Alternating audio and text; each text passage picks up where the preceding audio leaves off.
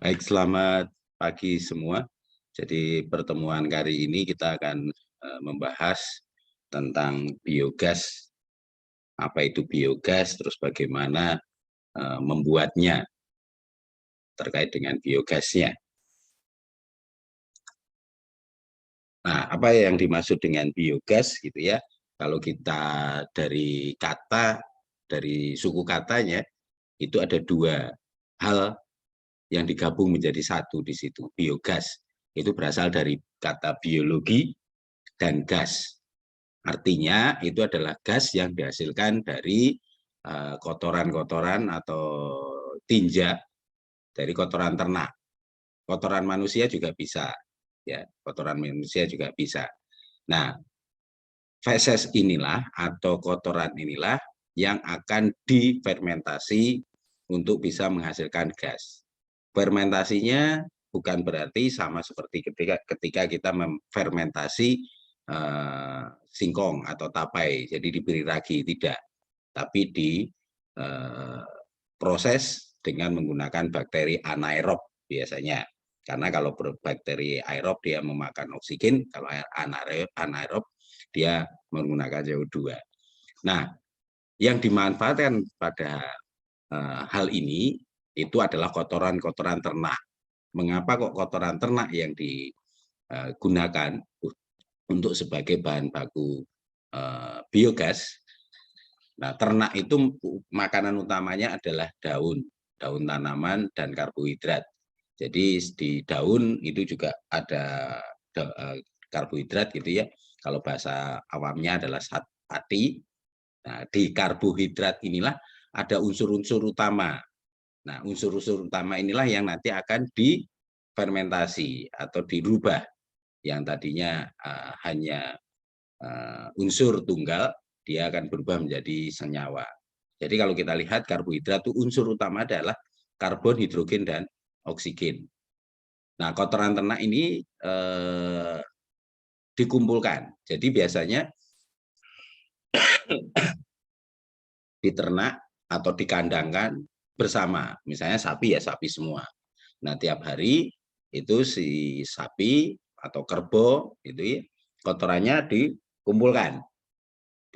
Nah, dikumpulkan nanti ditampung di dalam suatu wadah itu ya. Nanti yang kita sebut sebagai digester.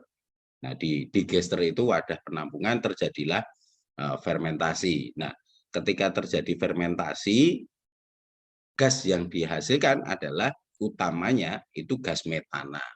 Ya, jadi artinya biogas yang kita manfaatkan untuk sumber energi itu adalah gas metana, ya, gas metana. Tetapi bisa saja gas metana ini kita dapatkan di alam. Ya, kalau kalian di rawa-rawa itu di rawa, kemudian ada pembusukan tanaman, karbohidrat. Jadi kalau kayu itu dia punya selulosa, juga punya karbohidrat. Kalau dia mengalami pembusukan, dia akan mengeluarkan gas namanya metana. Atau kalau kalian perhatikan di tempat pembuangan akhir sampah, ya, di tempat pembuangan akhir sampah, terutama yang misalnya zat-zat organik gitu ya, sisa-sisa makanan, daun itu kalau terkubur itu kalau kalian perhatikan, benar-benar perhatikan di tempat pembuangan akhir sampah itu kadang keluar asap. Nah, asap itulah yang dikeluarkan hasil dari pembusukan unsur-unsur organik tadi. Nah, gas itulah yang kita sebut sebagai gas metana. Makanya kadang itu di tempat pembuangan air sampah itu terkadang terjadi ledakan atau tidak sengaja orang yang pemulung itu menyalakan korek api gitu, akhirnya menyambar gasnya, bisa terbakar. Dulu pada waktu ada di berita, saya lupa tahunnya, itu di Cimahi begitu. Jadi di tempat akhir pembuangan sampah terjadi ledakan. Nah, setelah terjadi ledakan dia longsor. Nah, ledakannya diindikasikan atau diduga itu berasal dari gas metana yang hasil pembusukan unsur-unsur organik yang ada di tempat pembuangan akhir sampah tadi. Jadi itu yang dipaham.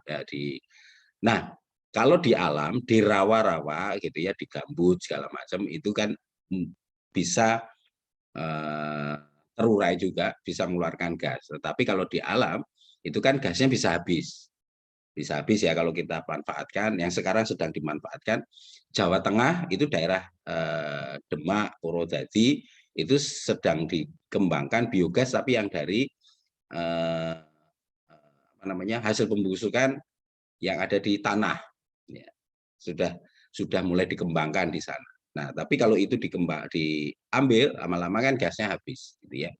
Nah, karena ini adalah energi terbarukan, artinya harusnya energi itu kan renewable.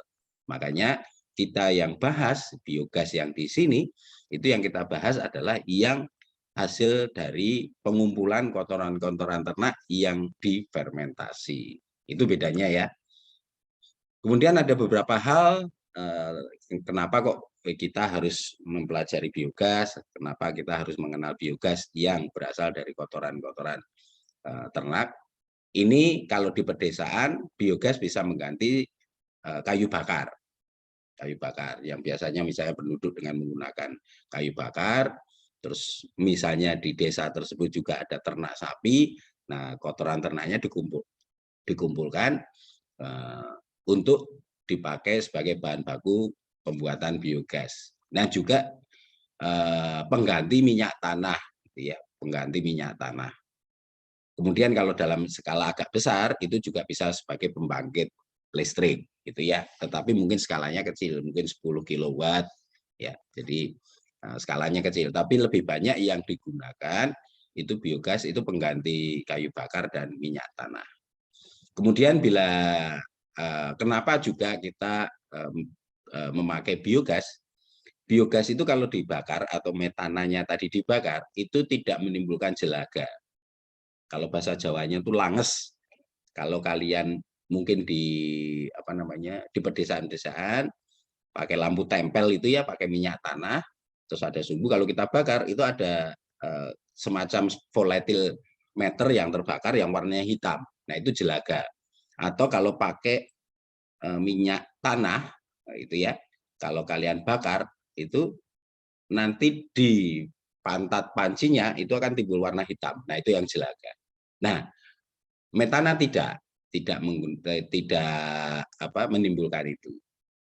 Kemudian gasnya tidak menyebabkan atau tidak mengakibatkan iritasi pada mata maupun sesak nafas gitu ya. Jadi ketika kita menggunakan metana itu tidak membuat sesak nafas gitu ya. Kalau misalnya gas CO itu ya atau gas sulfur itu kan kalau kalian hirup kan bikin sesak nafas. Mungkin kalau kena mata gas sulfur juga dia bisa menyebabkan iritasi di mata kita. Nah, yang sering dipakai itu adalah untuk memasak. Tadi yang saya sampaikan pengganti minyak tanah atau lampu penerang. Lampu penerang itu dalam hal ini adalah Petromax ya di pedesaan itu. Nah, hanya mungkin ada sedikit modifikasi lampu Petromax gitu ya. Itu kan bagian bawah itu biasanya memakai minyak tanah. Nah, minyak tanahnya itulah yang nanti diganti dengan metana. Nah, bagaimana caranya ya wadahnya minyak tanah itu jangan diisi minyak tanah, tapi kemudian dilubangi, dialirkan biogas yang dihasilkan dari tampungan tadi, tampungan kotoran ternak, diberi selang gitu ya, terus dimasukkan ke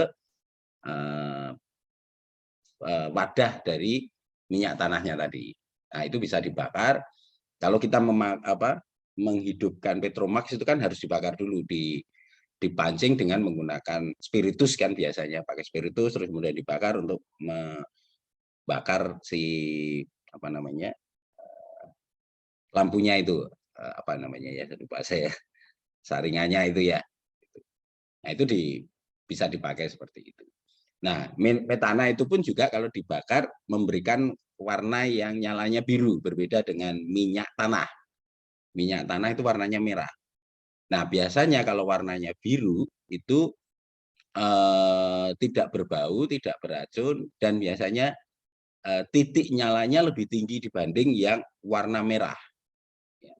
Jadi warna biru itu api, itu tidak titik nyalanya itu lebih tinggi dibanding dengan yang merah.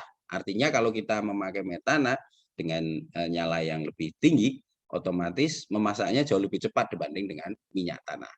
Nah, dengan hal ini itu bisa menghemat, ya, menghemat. Kalau kita menggunakan metana itu kalau disebandingkan itu bisa menghemat konsumsi dari minyak tanah. Ya, ini panasnya cukup tinggi. Makanya kalau kalian perhatikan, gitu ya, kalau sekarang kalian memakai kompor gas, nah itu kompor gas itu kan kalau kita nyalakan, kalau tabung gasnya isinya bagus, dia pasti warnanya biru, gitu ya, tidak memberikan, pertama tidak menimbulkan jelaga atau langes, itu ya, di pantat panci, terus kemudian titik panasnya cukup tinggi sehingga mudah atau cepat sekali matang yang dimasak. Nah, ini kalau komponen biogas, ya. Jadi kan kita memfermentasi kotoran ternak atau hasil pembusukan dari zat-zat organik, itu akan muncul gas-gas. Nah, gas yang utamanya yang muncul ketika ada pembusukan, itu yang pertama adalah metana, kemudian karbon dioksida, nitrogen, hidrogen, karbon monoksida, dan hidrogen sulfida. Nah, kalau kalian perhatikan, ini ada C, ada H, ada O, ada N, gitu ya. Terus kemudian ada S.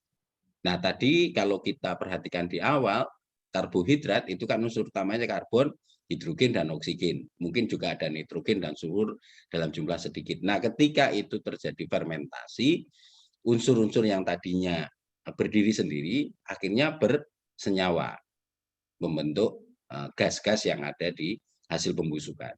Nah, kalau kita perhatikan, kalau dari hasil pembusukan itu, metana itu dengan jumlah yang cukup besar, 54-70%.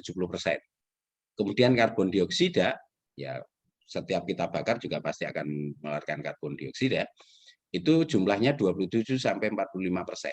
Nitrogen 3-5%, kemudian hidrogen dia 0-1%, karbon monoksida 0,1%, kemudian hidrogen sulfida ada sedikit. Nah, ini juga sering muncul hidrogen sulfida, gitu ya. Kalau kalian perhatikan, gitu ya, kalau kalian nanti jalan-jalan di rawa, itu kadang ada bau semacam bau busuk atau seperti bau kentut, gitu ya. Nah, itu sebenarnya adalah hasil pembusukan dari zat-zat organik. Nah, yang berbau tadi itu biasanya yang H2S, tapi biasanya dengan skala yang kecil atau sedikit jumlahnya. Nah, ini saya ambil di Widarto dan Sudarto dari tahun 1997. Kemudian kalau prinsip utamanya ini yang dalam membuat biogas, gitu ya. Yang pertama adalah tempat mengumpulkan ternak fesesnya atau kotorannya. Kemudian kotoran ini disalurkan ke namanya digester. Itu tempat yang kedap udara, karena kalau nanti bereaksi dengan udara dia akan terurai secara utuh, ya, terurai secara sempurna sehingga biogasnya tidak terbentuk, gitu. Nah, kalau kalian perhatikan digesternya ini itu bentuknya ini bisa kotak begini, bisa bulat, gitu ya. Tetapi utamanya yang di atas itu adalah setengah bola. Fesesnya, kotorannya itu tidak sampai penuh, ya. Dia paling di sekitar sini, ini fesesnya, ya, fesesnya sampai di sini. Kemudian ini adalah ruang untuk menangkap biogasnya. Jadi ketika ada pembusukan, otomatis gas-gas keluar. Nah, ini tidak penuh, gitu ya, fesesnya yang dikumpulkan di sini tidak penuh. Ini ada ruang untuk menangkap biogasnya. Nah, ketika sudah tertangkap biogas, ini kemudian ada nanti sisa-sisa dari pembusukannya, baik sisanya limbah padat maupun cair air, gitu ya. Sama seperti kalau di rumah itu ada septic tank. Kalau kalian perhatikan septic tank itu kalau di rumah-rumah kadang kan ada saluran buangannya, gitu ya. saluran buangannya. Nah, mengapa ada saluran buangannya? Nah, karena ketika difermentasi itu metananya itu kadang masih ada oksigennya, ya masih bercampur dengan udara. Nah, kalau itu tidak kalau di septic tank itu tidak diberi lubang, itu bisa meledak, gitu. Bisa meledak karena gasnya terkumpul sangat banyak, terus kemudian penutupnya tidak kuat, dia bisa meledak. Nah, kalau yang ini gasnya itu begitu sudah terkumpul ini disalurkan. Jadi kan tekanan gasnya di sini rendah. Nah, disalurkan gitu ya, pengumpul kepada pengumpul gas gitu ya. Nah, dari pengumpul gas ini nanti yang disalurkan rumah-rumah, bisa untuk memasak maupun penerangan. Nah, ketika ini gas kadang ada yang masih mengandung air, airnya di sini.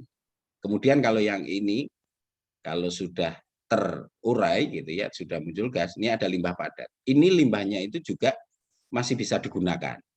Kalau limbah padatnya itu bisa digunakan sebagai pupuk organik. Ya, pupuk organik. Terus kemudian kalau nanti masih keluar limbah cair gitu ya, cairan pun juga sudah masih bisa digunakan. Karena kaya akan organik masih bisa digunakan airnya itu untuk menyemprot ya, menyirami tanaman. Ya, menyirami tanaman. Jadi ini bisa digunakan semua. Gasnya bisa digunakan sebagai pengganti minyak tanah ya, untuk kompor maupun penerang, limbah padatnya untuk pupuk, limbah cairnya untuk menyiram tanaman. Ya, ini. Nah, tempat untuk menampung ini yang kita sebut sebagai digester ya. Nah, ini kalau kita pakai misalnya kotoran manusia WC gitu ya. Makanya kadang ada di desa-desa itu gitu ya. Kadang MCK-nya jadi satu. Nah, karena di situ jadi satu, di dekatnya biasanya juga ada digesternya, pengumpulnya. Nah, kalau kalian perhatikan sama seperti ini. Jadi penutupnya ini atau di atas ini bentuknya adalah setengah lingkaran untuk menampung gas. Jadi ketika gasnya ini sudah terbentuk, kemudian disalurkan. Nah, ini limbah-limbah padatnya. Limbah padatnya bisa jadi pupuk, nanti jika limbah cairnya juga bisa ke menyiram tanaman. Nah, ini biogas sama gitu ya, cuman yang di sini bisa ke genset. Jadi ini kodong, jadi kotoran sapi dikumpulkan, terus kemudian dialirkan ke digester, digester, kemudian ini dicampur dengan air gitu ya, masih ditambah dengan air agar tidak kering ya. Kalau tidak ada airnya kan nanti kering gitu ya, tidak terjadi penguraian atau tidak terjadi fermentasi ya, tidak terjadi fermentasi. Ditambah air, nah airnya ini nanti akan keluar gitu ya, dan limbah padatnya keluar, ini juga bisa dimanfaatkan sebagai pupuk ya. Nah, gas ini dialirkan ke tempat penampungan. Nah, dari penampungan ini didistribusikan, bisa ke kompor-kompor. Nah, kalau tekanannya tinggi nanti bisa dialirkan ke genset sebagai bahan bakar genset gitu ya.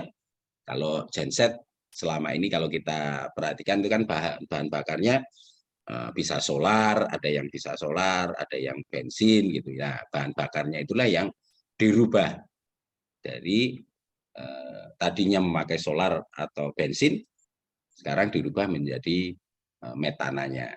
Nah, ketika ada bahan bakarnya, kemudian dihidupkan, barulah kita bisa alirkan. Jadi bukan langsung, kalau ini ya, bukan gasnya langsung dimanfaatkan ke listrik, tapi ini sebagai bahan bakar gensetnya.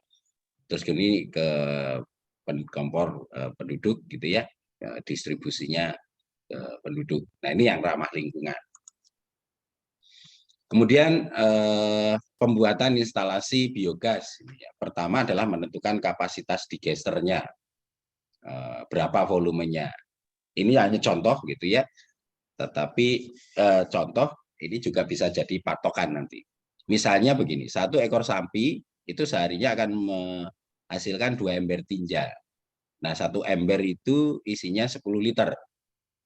ya 10 liter. Artinya kalau 1 ekor sapi itu sehari dia akan menghasilkan 20 liter. Nah, kotoran tadi diencerkan dengan air, 3 ember air. Jadi 2 ember tinja tadi diencerkan. Karena kalau tidak diencerkan, nanti dia akan menguap. Yang terjadi adalah tinjanya akan kering.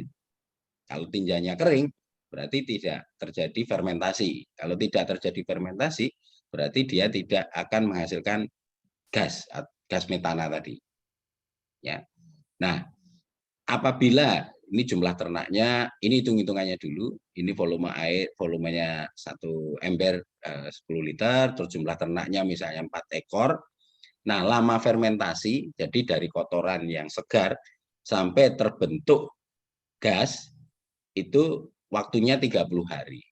Ya, 30 hari. Nah, kalau kita hitung, gitu ya, tadi 1 ekor sapi, 2 ember tinja, kemudian kita encerkan dengan 3 ember air, embernya ini harus sama ya ukurannya, jadi akan menghasilkan 50 liter. Kemudian ruang digestasi kalau 50 liter kali 30 hari, dia akan menghasilkan 1.500 liter. Nah, kalau 4 ekor sapi, gitu ya, berarti dia harus butuh volumenya itu adalah 6.000 liter atau 6 meter kubik. Ya, 6 meter kubik. 6 meter kubik bisa saja lebarnya 2, itu ya, panjangnya 3, dalamnya 1 meter. Itu sudah 6 meter kubik. Ini hitung-hitungannya secara kasar, gitu ya. Tapi ini juga bisa dicatat. Kalau misalnya nanti 8 ternak, nah kita butuhnya nambah ini ruang volume digester yang harus kita buat, ya harus kita buat. Kemudian lokasi, kalau ini tadi menentukan volume atau kapasitas digesternya tadi, menentukan kapasitas ininya, digester ini, menentukan kapasitas berapa volume yang harus kita bikin digesternya kalau kita misalnya punya 4 ekor sapi. Ya. Paling tidak kita harus membuat ruang digesternya itu 6 meter kubik gitu ya. Mungkin bisa digesternya bisa dalam bentuk sumuran, nah, sumuran lingkaran gitu ya. Nah itu harus dihitung.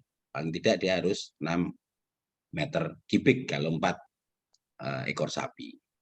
Kemudian menentukan lokasi biogasnya, menentukan lokasi instalasi biogas. Yang pertama adalah tanahnya stabil. Jadi jangan sampai nanti membuat digester tiba-tiba tanahnya longsor gitu ya, tanah longsor mencemari malahan ya. Fesesnya tadi kan menghambur kemana-mana. Terus bukan tempat berkumpulnya air, artinya di lokasi itu tidak apa namanya, kalau hujan tidak terjadi genangan air. Karena kalau terjadi genangan air, otomatis jumlah airnya terlalu banyak, otomatis fermentasinya tidak akan berjalan. Terus kemudian selalu terkena sinar matahari langsung gitu ya. Ini gasnya akan cepat sekali terbentuk dan gasnya hangat. Terus kemudian dekat dengan bahan baku, ya jangan sampai nanti ternaknya kandangnya di sini, nanti jarak digesternya 1 kilo gitu ya, terlalu jauh. Kalau perjalanannya dari ternak ke digester 1 kilo, otomatis kan kotorannya sudah kering di tengah perjalanan gitu ya. Paling tidak dekat lah. Kemudian dekat dengan sumber air ya, karena untuk mencampur tadi ya jangan sampai nanti kita buat tapi jumlah apa namanya sumber airnya terlalu jauh. Jadi tidak bisa terjadi nanti fermentasinya karena harus ada penambahan air.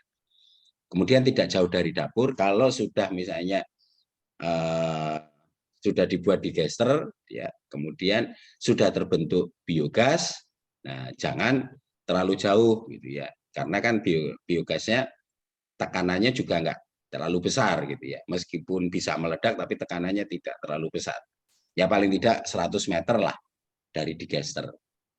Terus kemudian dari sisi estetika itu biasanya digester ditempatkan di depan rumah atau di samping rumah. Gitu. Nah, bangunan digeser bisa saja menyatu dengan rumah. Seperti septic tank. Kadang kan kalau kita septic tank di rumah, itu kan septic tanknya nyatu dengan kita hanya di bangunan rumah, hanya nanti diberi lubang untuk keluarnya gasnya tadi. Kalau tidak ya bisa meledak gitu ya. Kemudian pembuatan bak digeser ini utamanya bak untuk menampung ya. Bak digeser itu untuk menampung campuran feses dan air tadi. Terus juga tempat menangkap dan mengumpulkan gas. Terus kemudian ada lubang jalan memasukkan fesesnya. Jadi di gester tadi ada saluran untuk masukkan feses atau kotoran dan ada lubang untuk menyalurkan gasnya. Lubang gas ya yang untuk mengeluarkan feses dan air itu letaknya berada di bawah dari silinder penampung air. Nah, ini caranya bisa saja buat sumuran yang mampu menampung 6 meter kubik tadi kalau ini 4 ekor sapi. Ditambah ruang di atasnya untuk penampungan itu bisa dalam bentuk silinder fiberglass. Nah, paling tidak volumenya silinder yang di atas yang penutup bentuknya setengah bola tadi itu paling tidak 3 meter kubik. Ini 3 meter kubik, setengahnya dari volume digester tadi. Ya, dari volume digester tadi.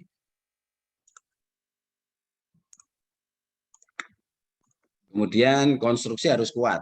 Ya, konstruksi harus kuat. Nah, itu tadi. Kalau apabila tidak kuat, nanti retak, nah kotorannya bisa merembes kemana-mana. Kemudian bawah, di bagian bawah harus kedap air. Kalau tidak kedap air, otomatis air tanah yang dari bawah akan masuk. Gitu. Atau kalau enggak, kalau misalnya tidak kedap air, karena kotoran tadi campur dengan air, gitu kan, otomatis airnya akan meresap ke bawah. Kemudian masukkan starter. Starter itu seperti katalis gitu ya untuk mempercepat proses fermentasi. Ini bisa diambil dari kolam ikan, lumpurnya yang di bawah. Nah, lumpur di bawah kenapa kok diambil? Karena di sana adalah banyak bakteri anaerob. Ini mempercepat proses fermentasinya. Nah, starternya berapa? Ya sekitar 3 sampai 5 ember atau sekitar ya 30 sampai 50 liter kalau satu ember dia 10 liter. Nah, ini pembuatannya. Jadi ini lubang, kalau kalian perhatikan, ini lubangnya bulat gitu ya. Ya, sumurannya. Terus kemudian di beton. Nah, kalau kalian perhatikan di atas ini makin mengerucut kecil. Makanya tadi kan volume silinder yang di atas untuk menampung gas itu paling tidak setengah volumenya. Kalau di gesternya ini volumenya 6 meter kubik, yang ini adalah 3 meter kubik. Jadi bentuknya kerucut gitu ya, silinder seperti kubah. Tapi volumenya kan makin ke atas makin kecil. Jadi dia volumenya setengah. Ini skema digester ya untuk biogas ya. Jadi ini kotorannya dicampurkan airnya dan kotoran dicampur air untuk mempercepat metana. Ini yang yang sederhana bisa terbentuk 4 hari gitu ya. Tapi kalau kotoran ternak itu butuh waktu sekitar 30 hari. Tapi di 20 hari itu sudah terbentuk gas, ya, bentuk gas metana. Tapi biasanya dibuang dulu. Nah, yang di hari ke-21 yang digunakan. Nah, mengapa di hari ke-20 harus dibuang? Karena yaitu tadi masih ada campuran udara. Kalau itu kita nyalakan atau di dekatnya ada orang menyalakan api, itu bisa meledak. Gitu ya. Nah, gas ini ditampung untuk memasak. Nah, ini endapan residunya, endapan ini bisa dikeluarkan, bisa dalam bentuk cairan. Kalau ini dikuras, ya diambil gitu kan, otomatis volumenya berkurang. Nah, ini ditambah lagi. Kalau yang padat untuk pupuk, yang cair untuk menyiram tanaman. Kemudian masa tunggu, yang tadi yang saya ceritakan, ini butuh waktu sekitar 30 hari untuk fermentasi. Kemudian di masa tunggu tersebut, ya, campuran tadi harus diaduk secara teratur. Gunanya apa kalau diaduk secara teratur? Gunanya untuk menghilangkan atau agar tidak terjadi skum. Skum itu kerak. Jadi kalau tadi feses dicampur air terus kita biarkan itu di permukaan itu akan mengeras atau terjadi kerak. Nah, kerak itulah yang disebut sebagai skum. Nah, kalau itu ada kerak di atas permukaan, itu akan menurunkan produksi gas. Karena gasnya tidak akan terbentuk, karena dia di atas akan kering gitu ya. Makanya perlu diaduk terus. Nah, diaduknya paling tidak setiap hari, diusahakan jamnya sama. Kalau hari ini, pagi ini, jam 8 ngaduk, ya besok pagi jam 8 diaduk gitu ya. Gunanya sebenarnya ini, agar tidak terjadi skum. Kemudian di masa tunggu tadi yang 30 hari, gas itu sebenarnya sudah terbentuk tadi ada yang 4 hari, tapi biasanya yang gas yang terbentuk di hari ke-10 sampai hari ke-20 ini dibuang. Karena tadi ada udara. Ini masih tinggi, udaranya itu masih sekitar 5 sampai 14%. Ini akan meledak. Ya, akan meledak. Ya, meledaknya karena udaranya kalau kita panaskan itu, kalau api itu kan butuh oksigen ya, butuh udara. Kalau api tidak ada oksigen kan mati gitu ya. Nah, sama kalau gas metana masih ada campuran udara, kalau ada yang menyalakan api dia akan bisa meledak. Nah, gas yang dari 21 ini yang dimanfaatkan. Jadi artinya gas yang terbentuk di hari ke-10 dan hari ke-20 ini dibuang dulu. Atau dibuka lah, dibuka gitu ya. Dibuka dulu, nanti di hari ke-21 ketika udaranya sudah hilang semua, nah di hari ke-21 itu yang kita dapatkan adalah metana murni, gasnya murni. Nah, itu yang bisa dimanfaatkan. Nah, untuk mengatur tekanan ini ada di bagian atas diberi beban gitu ya, ada tali, bisa dikencangkan, bisa dikendurkan. Nah, ini proses pengaduan. Nah, kalau ini kotoran gitu ya, kalau ini tidak diaduk, ini kan jadi kering gitu ya. Meskipun ini sudah dicampur dengan air, itu sama saja seperti kalau misalnya kalian bikin bubur gitu ya. Bubur kalau didiamkan kan di permukaan atasnya, bubur itu kan campuran antara nasi dengan air ya. Nasi dengan air. Nah, kalau bubur kita diamkan, otomatis yang mengeras duluan kan yang di permukaan. Nah, untuk bisa tidak mengeras itu biasanya diaduk. Nah, ini juga perlu diaduk. Diaduk agar tidak mengeras. Nanti kalau ini mengeras akan menghambat produksi dari CH4 tadi, metananya. Terus faktor-faktor apa saja yang berpengaruh dalam pembentukan biogas? Ini bahan baku feses, ini rasionya tinggi. Bila rasionya karbon dan nitrogen tinggi, ini juga akan banyak menghasilkan gas. Nah, yang paling banyak yang bisa sebenarnya yang paling banyak rasio karbon dan nitrogennya itu sebenarnya adalah kotoran kuda dan kotoran babi.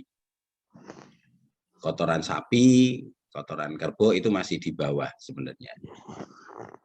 Untuk apa? Rasionya antara karbon dan nitrogen.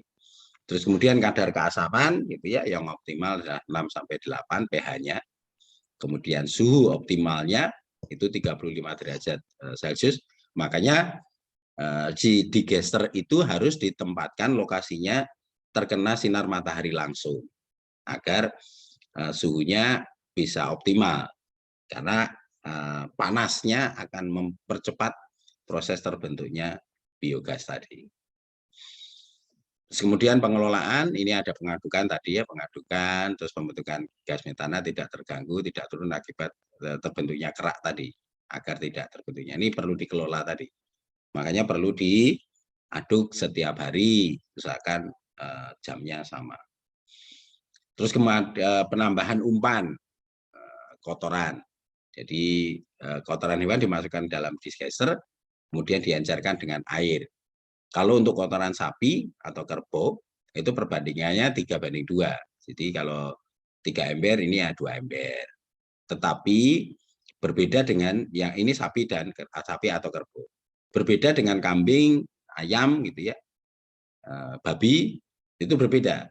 Karena kotoran babi, kotoran kambing, kotoran ayam itu kering. Ya, kering. Jadi butuh air yang relatif lebih banyak. Kalau kering tidak akan terbentuk kalau misalnya langsung dimanfaatkan tanpa ada campuran air, dia tidak akan terbentuk biogas atau metananya. Makanya perlu diencerkan. Nah, kalau terjadi keterlambatan dalam pengisian, ini tidak perlu diberi umpan tambahan, kecuali bila terlambatnya 1 minggu pengisiannya, itu baru ditambahkan. Kemudian perawatan saluran, nah ini perlu juga rawat ya, saluran luaran limbah, gitu ya, itu juga perlu dirawat, atau saluran untuk memasukkan feses itu juga perlu dirawat. Karena apa? Nah, ketika kita masukkan feses dari kotoran itu ke bak digester, kadang di saluran itu kan tidak semua bisa masuk, mungkin ada di tengah jalan gitu ya, berhenti. Nah, itu perlu dibersihkan. Kalau itu tidak bersihkan nanti buntu salurannya ya, buntu. Nah, ini dikelola yang limbah padat untuk pupuk kandang, limbah cair untuk penyiraman tanaman. Sebenarnya penyiraman tanaman itu kan juga sebagai pupuk ya, sama seperti kalau di desa-desa gitu, kotoran ayam itu dikumpulkan, terus dimasukkan dalam ember, diberi air, terus digunakan untuk menyiram tanaman. Itu sebenarnya pupuk organik, gitu ya. Pupuk organik jauh lebih bagus dibanding dengan pupuk yang bukan organik. Terus ini mencegah masuknya air hujan, mencegah. Nah, mengapa kok dicegah air masuknya hujan? Ya jangan sampai nanti perbandingannya melebihi tadi. Kita sudah hitung, itu ternyata tidak ada penutup untuk air hujan. Kalau ada air hujan masuk, volumenya banyak, otomatis kan jadi sangat encer, volume airnya tinggi, ya gasnya kotorannya tidak bisa terfermentasi dengan baik. Kalau tidak terfermentasi dengan baik, otomatis nanti biogasnya atau metananya tidak akan tertutup. Nah, biasanya di lubang-lubang pemasukannya tadi itu ditutup, diberi atap, gitu ya, diberi atap agar ketika hujan airnya tidak masuk. Nih. Kemudian kalau dari biaya instalasi gitu ya, ini saya ambil dari buku panduan PNPM. Ini kalau ini beberapa saja. Kalau kita lihat biaya instalasi dan penghematan. Kalau biaya instalasinya kalau di Jawa Timur itu $450 per 6 meter kubik pembangkit. Jadi tinggal kalikan kurs rupiah di kurs dolar pada saat ini berapa. Ya. Kalau di Jawa Tengah, nah ini lebih mahal, $800 per 6 meter kubik dan $1.200 itu untuk 9 meter kubik pembangkit. Di Bali lebih mahal lagi, $1.500 dolar US ya. Ini untuk 9 meter kubik pembangkit. Nah, kalau kita bandingkan untuk penghematan, gitu ya, kita bisa menghemat 25 sampai $50 atau setara dengan 1 sampai 2 liter minyak tanah per hari per pembangkit per bulan. Ya, jadi ada penghematan di sana kalau kita menggunakan biogas. Cuman memang instalasinya yang besar, tapi ini kan bisa dipakai terus-terusan gitu ya. Kalau minyak tanah habis kan kita beli. Kalau di biogas ini kan ya tinggal kita membersihkan digesternya, kita masukkan lagi kotorannya gitu ya. Yang tadinya tidak sudah yang di digester sudah tidak terfermentasi menjadi limbah padat gitu ya, kita ambil untuk pupuk, terus kemudian kita masukkan dan bisa terus-terusan. Karena yang kita pakai itu juga tidak mengeluarkan biaya, kotoran sapi gitu ya. Kotoran sapi kan tinggal keruk aja, nggak perlu kita beli gitu. Tapi kalau minyak tanah kan beli.